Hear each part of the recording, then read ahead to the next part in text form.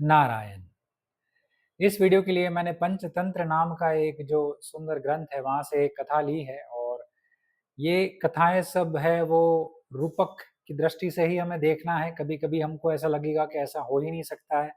अगर हम इसको तर्क करें और विज्ञान इसको इसमें डालें, विज्ञान के परख में अगर डालें तो ये कथाएँ लगभग होती ही नहीं, कोई इसको मानता ही नहीं। मगर ये कथा लिखने के पीछे का जो उद्देश्य और कारण था वो ये है कि हमको सभी को बहुत ही सटीक संदेश देने का माध्यम था। क्योंकि अगर कोई मनुष्य दूसरे मनुष्य को उसका नाम लेके ही कह दे कि आप ये ठीक नहीं कर रहे हैं, आपको ये करना है, तो संभवतः आजकल लोगों को अच्छा नहीं लगता है कि कोई सीधा उनका नाम लेकर ही उनकी ही भूल उनको दिखा दे। तो ये कथा ऐसी होती है कि कथा के माध्यम से हम अगर किसी को कुछ कहना चाहे, तो कथा के माध्यम से सरलता से उनको कह सकते हैं और वह बुरा भी नहीं मानते हैं। तो कथा के माध्यम से हमको जो संदेश देना है, कोई भी संदेश हो, लोभ का हो, काम का हो, क्रोध का हो या कोई भी संदेश हो, ईर्ष्या का हो, तो वो संदेश हमें आसानी से उसको पहुँचा सकते हैं और वो बुरा भी नहीं मानेंगे। तो ये कथा ऐसी है कि एक ब्राह्मण दंपत्ति दोनों साथ में रह रही है और एक दोनों दोनों धर्म का पालन कर रहे हैं। आगे बढ़ रहा है जीवन और देखते ही देखते उनके घर में 2 पुत्रों का आगमन होता है। अभी एक जो पुत्र होता है वो उसका मनुष्य वाला पुत्र ही होता है, 2 हाथ 2 पैर सुंदर पुत्र होता है और दूसरा जो वह देवी का पुत्र होता है वह नेवला होता है। अभी आप साइंस और लॉजिक को यहाँ पर ना लाएँ, तर्क इसका उद्देश्य अंत में पता चलेगा। तो दूसरा जो पुत्र होता है वो देवी का वो नेवला होता है। तो दोनों को वो पुत्र बहुत ही पसंद होते हैं। देवी को भी वो पुत्र बहुत पसंद होते हैं। नेवला भी उसको बहुत ही प्रिय होता है, तो नेवले को भी वह ऐसे ही दूध पिलाती है जैसे अपने बड़े पुत्र को पिलाती है। तो नेवला भी दूध पीता है और रुष्ट-पुष्ट होकर बड़ा होता है धीरे-धीरे और जब बड़ा हो रहा होता है तब देवी के मन में विचार आता है कि मेरा जो बड़ा पुत्र है, मेरा मुख्य पुत्र है, वो तो मेरे जैसा ही है, वो मनुष्य है, मगर ये जो है वह नेवले की योनि है, मनुष्य योनि नहीं है, तो उनको चिंता होती है। तो वह ये सोचती है मनोमन के मुझे इससे मेरे बेटे को बचाना है। भले ही ये मेरा भी बेटा है, ये भी है, मगर ये है तो नेवला, इसका जो मूल स्वभाव है वो नेवले की योनि के जैसा होगा। तो मुझे इससे मेरे बेटे को बचाकर ही रहना है, मुझे इसको अकेला नहीं छोड़ना है। तो ये बहुत ही बुद्धिमान देवी थी।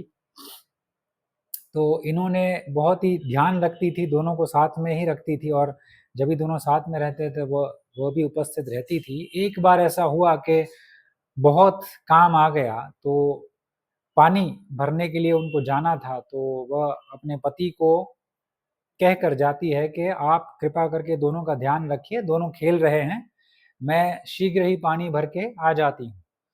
तो पति ने बोला ठीक है और वह चली गई और पति को भी उसी समय 5-10 मिनट बाद कुछ काम आ जाता है, कोई बुलाने के लिए आ जाता है और वो फिर चले जाते हैं, वो इतना ध्यान नहीं देते हैं और उस समय उनका जो मुख्य पुत्र होता है मनुष्य योनि वाला, वह सोया हुआ होता है और घर की खिड़की से एक बड़ा-सा साँप आ जाता है।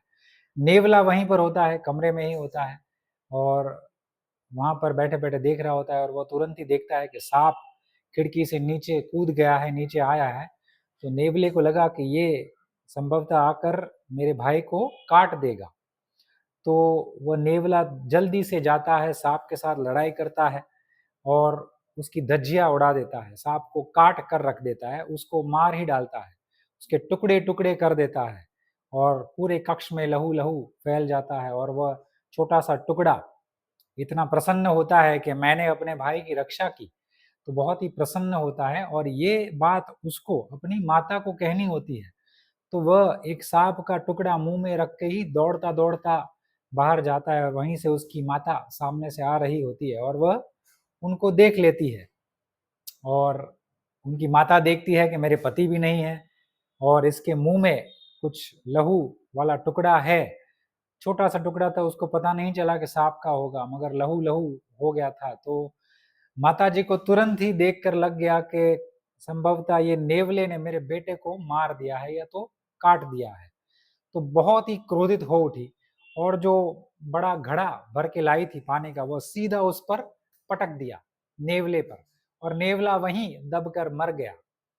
और फिर दौड़ते-दौड़ते अंदर आती है और फिर देखती है कि उसका बेटा तो सुरक्षित है, वो सो रहा है, और नीचे पूरे कक्ष में सांप के टुकड़े पड़े हुए हैं। उसको पता चलता है कि ये तो सांप है और मेरे पुत्र नेवले ने ही इसको मार गिराया है। तो फिर वो रोने लगती है, बहुत ही रोने लगती है, ग्लानि की अनुभूति होती है, हृदय भावुक हो जाता है, भर जाता है और उसको लगता है कि मैंने ही अपने पुत्र को मार दिया है। ये बेचारा तो मेरे पुत्र को, मेरे भाई, उसके भाई को बचाने आया था, उसके भाई को बचा भी लिया था, सांप को मार दिया था।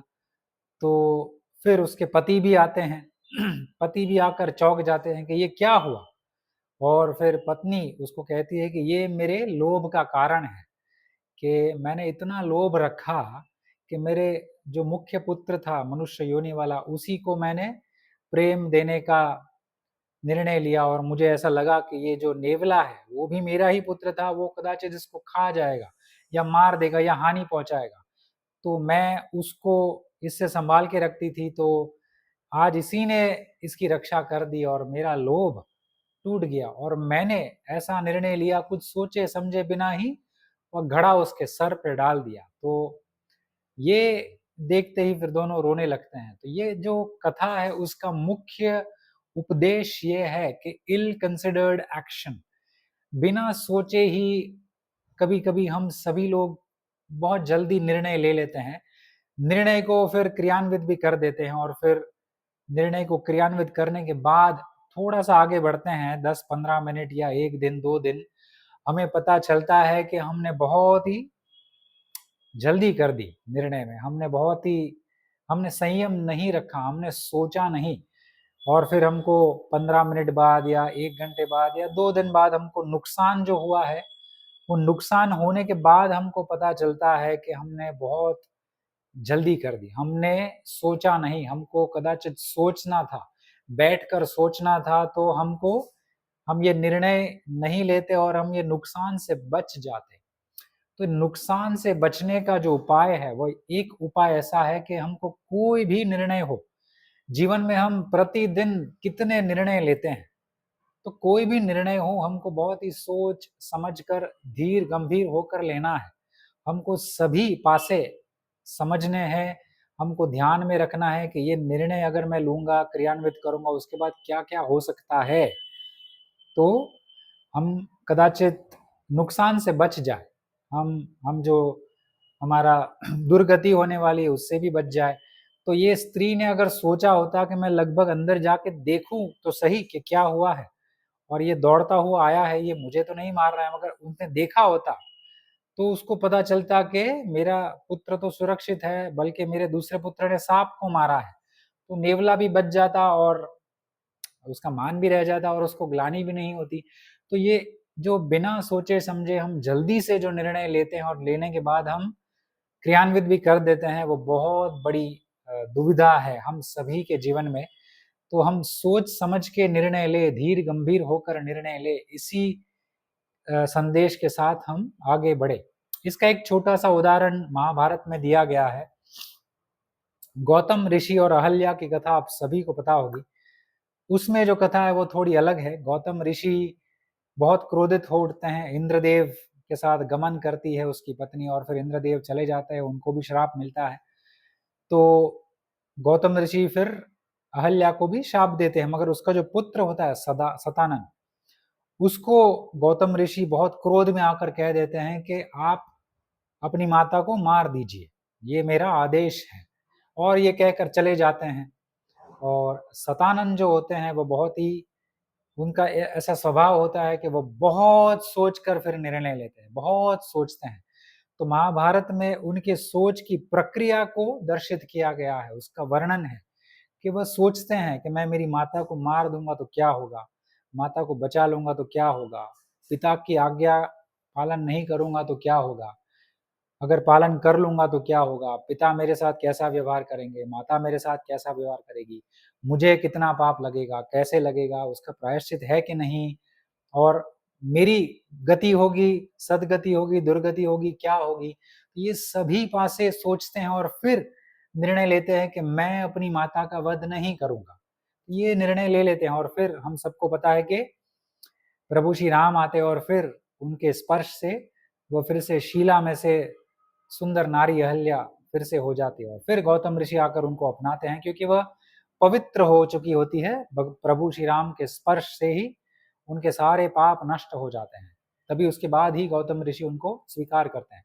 तो ये जो छोटी सी एक क्रॉस रेफरेंस महाभारत का है, तो धीर गंभीर होते हुए हमको कोई भी निर्णय लेना है तो इसमें हम हमारा ही लाभ है।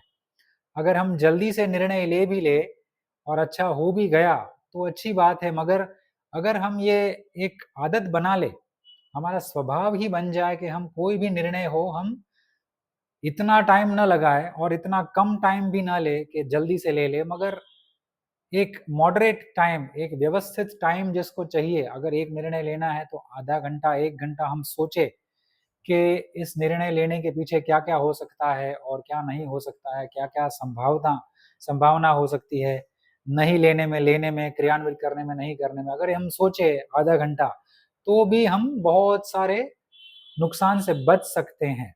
तो ये अगर हम हमारा स्वभाव ही बना लें, जैसे सतानंद का था, गौतम ऋषि का पुत्र, तो उनकी माता भी बच गए और प्रभु श्री राम की लीला और बढ़ गई, उनकी यश बढ़ गया और उनको माता-पिता दोनों का प्रेम और सानिध्य भी प्राप्त हो गया, माता-पिता एक भी हो गए। तो कितना बड़ा लाभ हुआ सोचने पर। तो ये हम हमारे जीवन का एक स्वभाव ही बना लें, यही इस कथा का मुख्य उपदेश है। अगर आपको ऐसी सुंदर-सुंदर कथाएँ पसंद है, हमारे शास्त्रों के माध्यम से मैं छोटी-छोटी कथाएँ लेके आता हूँ और उसके पीछे के उपदेश और उद्देश्य आपको सुनाता हूँ। अगर आपको पसंद है तो you can subscribe to my channel. Govardhan Math नाम की एक सुंदर चैनल है इसी प्लेटफ़ॉर्म यूट्यूब पर। आप उसको अगर फ़ॉलो करेंगे तो आपका उद्धार संभव ही है। उसमें आपको धर्म, राष्ट्र, आध्यात्म तीनों से लगता हुआ संपूर्ण ज्ञान मिलेगा। अगर आप वो अपनाते हैं, अपने जीवन में धीरे-धीरे लागू भी पाड़ते हैं और चरितार्थ करने लगते हैं, उनका संदेश, आदेश स्वीकार करके अपने जीवन में उतार लेते हैं और धीरे-धीरे वैसे ही जीने लगते हैं, तो आपका उद्धार धीरे-धीरे आरंभ हो ही जाएगा। शिव शंकर प्रलयंकर।